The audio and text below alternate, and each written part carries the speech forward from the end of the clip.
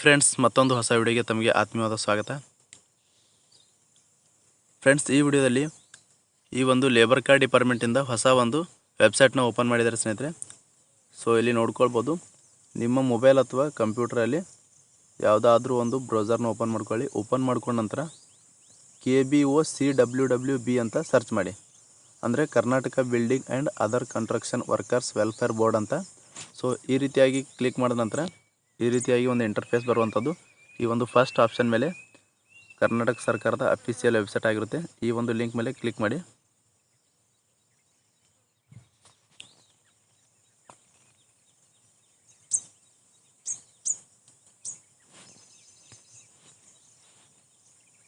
So ಈ ರೀತಿ click ಮಾಡಿದ ನಂತರ ಈ ಥರ ಒಂದು ಹೊಸ ಪೇಜ್ ಓಪನ್ ಆಗುತ್ತೆ. ಈ ರೀತಿ ಹೊಸ ಪೇಜ್ ಓಪನ್ ಆದ ನಂತರ ಇಲ್ಲಿ ಫಸ್ಟ್ ಒನ್ ಇದೆಯಲ್ಲ ಸ್ನೇಹಿತರೆ, ನೋಡ್ಕೊಳ್ಬೋದು. ಇಲ್ಲಿ ಕಾರ್ಮಿಕ ಇಲಾಖೆ ಕರ್ನಾಟಕ ಸರ್ಕಾರ ಅಂತ ಈ ರೀತಿಯಾಗಿ ಪೇಜ್ ಓಪನ್ ಆಗಿರುವಂಥದ್ದು. ಇಲ್ಲಿ Karnataka building and other construction worker welfare board ಅಂತ ಇದೆ. ಈ ಒಂದು ಫಸ್ಟ್ ಒನ್ ಆಪ್ಷನ್ ಮೇಲೆ ಕ್ಲಿಕ್ ಮಾಡಬೇಕಾಗುತ್ತೆ. ಸೊ ಈ ರೀತಿಯಾಗಿ ಕ್ಲಿಕ್ ಮಾಡಿದ ನಂತರ ಈ ರೀತಿಯಾಗಿ ಓಪನ್ ಆಗಿರುವಂಥದ್ದು. ಇಲ್ಲಿ ನೋಡ್ಕೊಳ್ಬೋದು, click here to view education assistance status ಅಂತ ಇದೆ.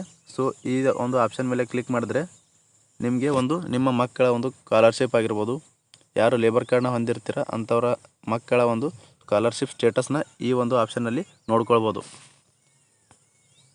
ಸೊ ಇದಾದ ನಂತರ ಸ್ನೇಹಿತರೆ ಇಲ್ಲಿ ನೋಡ್ಕೊಳ್ಬೋದು, register as a construction worker login ಅಂತ ಇದೆ. ಸೊ ಇಲ್ಲಿ ಒಂದು ಹೊಸ ಒಂದು ಲೇಬರ್ ಕಾರ್ಡ್ಗೆ ಯಾರು ಅರ್ಜಿ ಸಲ್ಲಿಸ್ತಾ ಇದ್ದೀರಾ, ಸೊ ಅಂಥವರು ಈ ಒಂದು register as a construction worker ಮೇಲೆ ಕ್ಲಿಕ್ ಮಾಡಬೇಕಾಗುತ್ತೆ. ಮತ್ತು ಯಾರು ಒಂದು ಹೊಸ ರೇಷನ್ ಕಾರ್ಡ್ ಬಿಟ್ಟು ಲೇಬರ್ ಕಾರ್ಡ್ ಈಗಾಗಲೇ ಹೊಂದಿದ್ದು, ಸೊ ರಿನ್ಯೂವಲ್ಗಾಗಿ ಯಾರು ಅಪ್ಲೈ ಮಾಡಬೇಕಂತ ಇದ್ರಿ, ಸೊ ಅವರು ಕೂಡ ಈ ರಿಜಿಸ್ಟ್ರೇಷನ್ ಕನ್ಸ್ಟ್ರಕ್ಷನ್ ವರ್ಕರ್ ಲಾಗಿನ್ ಮೇಲೆ ಕ್ಲಿಕ್ ಮಾಡಬೇಕಾಗುತ್ತೆ. ಸೊ ಈ ರೀತಿ ಕ್ಲಿಕ್ ಮಾಡಿದ ನಂತರ ಈ ರೀತಿಯಾಗಿ ಪೇಜ್ ಓಪನ್ ಆಗಿರುವಂಥದ್ದು. ಇಲ್ಲಿ ನೋಡ್ಕೊಳ್ಬೋದು, ಈಗಾಗಲೇ ಒಂದು ಈ ವೆಬ್ಸೈಟಲ್ಲಿ ನೀವು ಲಾಗಿನ್ ಆಗಿದ್ದರೆ ಡೈರೆಕ್ಟಾಗಿ ಓಪನ್ ಮಾಡ್ಕೊಳ್ಬೋದು. ಅಥವಾ ನಾವು ರಿಜಿಸ್ಟ್ರೇಷನ್ ಆಗಿಲ್ಲ ಅಂತಂದರೆ ಹೊಸದಾಗಿ ಇಲ್ಲಿ ರಿಜಿಸ್ಟರ್ ಅನ್ನೋ ಆಪ್ಷನ್ ಇದೆ. ಈ ರಿಜಿಸ್ಟರ್ ಅನ್ನೋ ಆಪ್ಷನ್ ಮೇಲೆ ಕ್ಲಿಕ್ ಮಾಡಬೇಕಾಗುತ್ತೆ.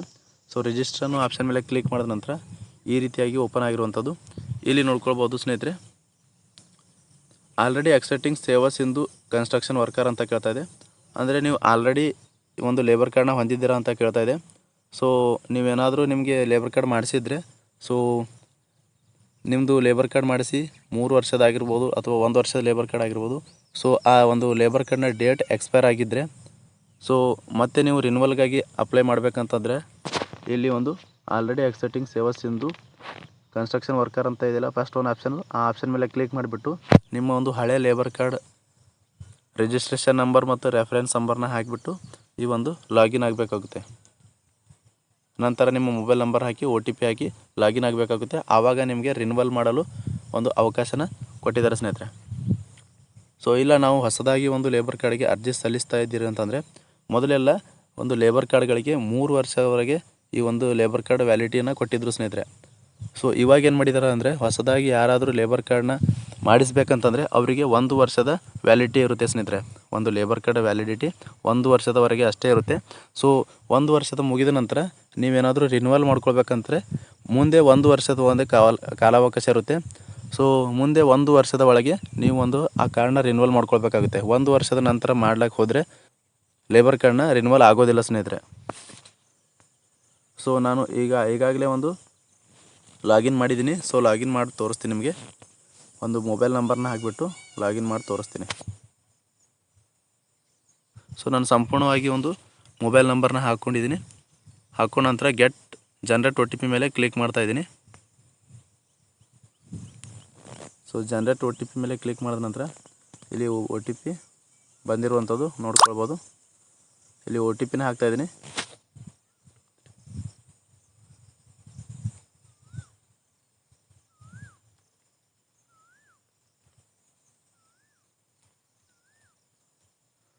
ಸೊ ನಾನು ಸಂಪೂರ್ಣವಾಗಿ OTPನ ಹಾಕಿಬಿಟ್ಟಿದ್ದೀನಿ.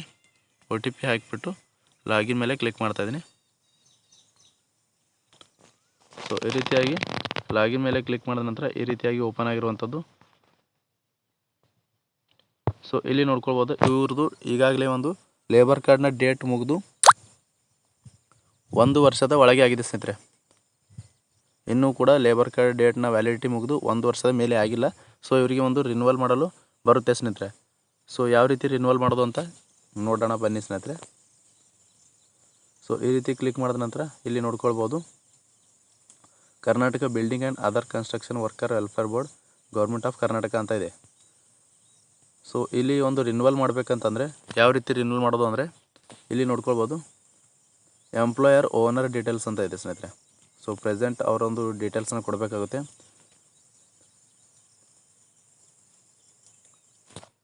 ಮತ್ತು name of the employer owner ಅಂತಂದರೆ ಇವರು ಯಾರು ಕೆಲಸ ಮಾಡ್ತಾರೆ ಅವರ ಒಂದು ಗುತ್ತಿಗೆದಾರರ ಒಂದು ಹೆಸರು ಕೂಡ ಕೊಡಬೇಕಾಗುತ್ತೆ. ನಂತರ ವರ್ಕ್ ಪ್ಲೇಸ್ ಸೈಟ್ ಅಡ್ರೆಸ್ ಅಂತ ಕೊಡ್ತಾಯಿದ್ದಾರೆ, ಅವರು ಎಲ್ಲಿ ವರ್ಕ್ ಮಾಡ್ತಾರೆ ಆ ಸೈಟ್ ಅಡ್ರೆಸ್ ಕೂಡ ಒಂದು ಕೊಡಬೇಕಂತ ಇಲ್ಲಿ ಒಂದು ಆಪ್ಷನಲ್ಲಿ ಇರ್ಬೋದು. Employer owner company name, so ನೀವು ಎಲ್ಲಿ ಕೆಲಸ ಮಾಡ್ತಾಯಿದ್ದೀರಾ ಸೊ ಅಂಥವರ ಒಂದು ಓನರ್ ಕಂಪನಿ ಒಂದು ನೇಮ್ ಕೂಡ ಕೊಡಬೇಕಾಗುತ್ತೆ. ಇನ್ಚಾರ್ಜ್ ಪರ್ಸನ್ ಒಂದು ಮೊಬೈಲ್ ನಂಬರ್ನ ಕೊಡಬೇಕಾಗುತ್ತೆ.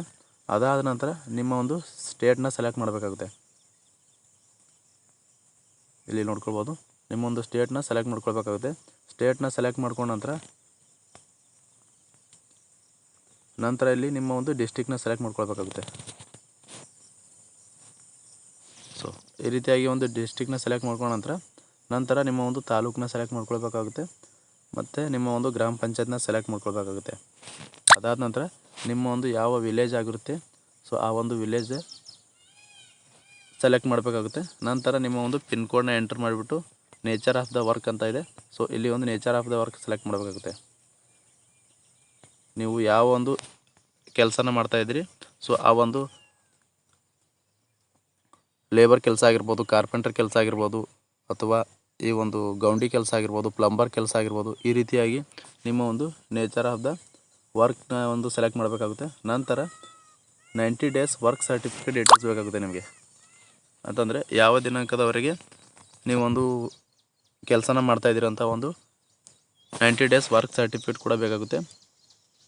ಸೊ ಆ ಒಂದು 90 ಡೇಸ್ ಸರ್ಟಿಫಿಕೇಟ್ ಕೂಡ ನಿಮ್ಗೆ ಹತ್ರ ಇರಬೇಕಾಗುತ್ತೆ.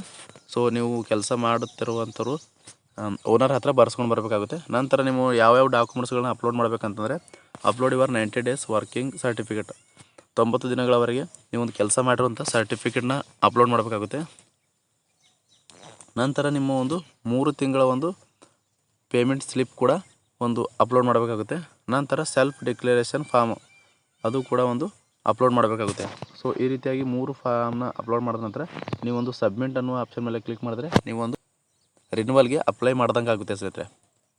ಸೊ ಅದಾದ ನಂತರ ನಿಮ್ಮ ಒಂದು ಲೇಬರ್ ಡಿಪಾರ್ಟ್ಮೆಂಟಿಂದ ಅಪ್ರೂವಲ್ ತೊಗೊಳ್ಬೇಕಾಗುತ್ತೆ. ಅಪ್ರೂವಲ್ ಆದ ನಂತರ ನಿಮ್ಮ ಒಂದು ಲೇಬರ್ ಕಾರ್ಡ್ ಚಾಲ್ತಿಯಲ್ಲಿರುತ್ತೆ ಸ್ನೇಹಿತರೆ.